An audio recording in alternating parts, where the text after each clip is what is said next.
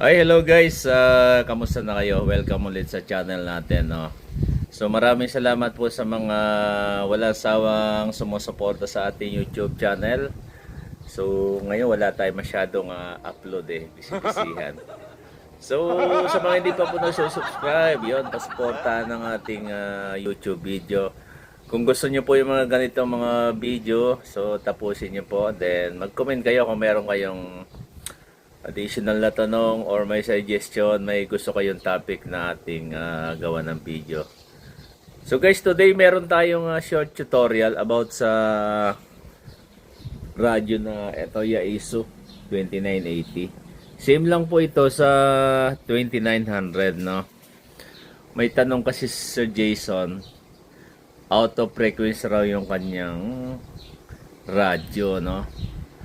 So ibig sabihin, may 0.5 or need niyang lagyan ng 0.5, no?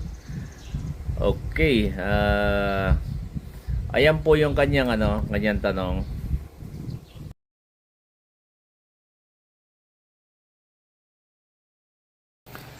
So guys, sabi ni Sir Jason, out of frequency raw yung 2980. Ibig sabihin, sa dulo may 5, magiging out of frequency nga yun.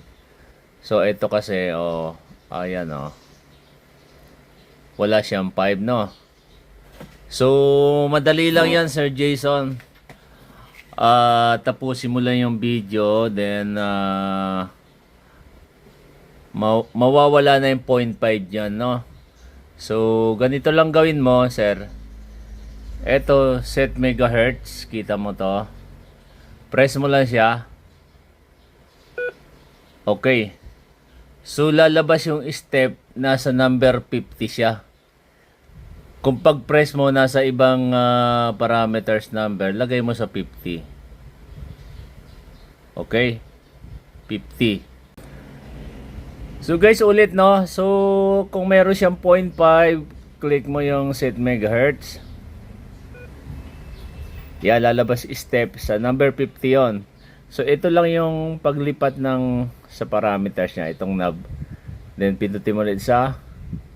So kung pag may 0.5 nakalagay kasi yon sa yan, nagkakaroon ng 0.5 yung frequency. Ayan, so hindi siya eksakto, no?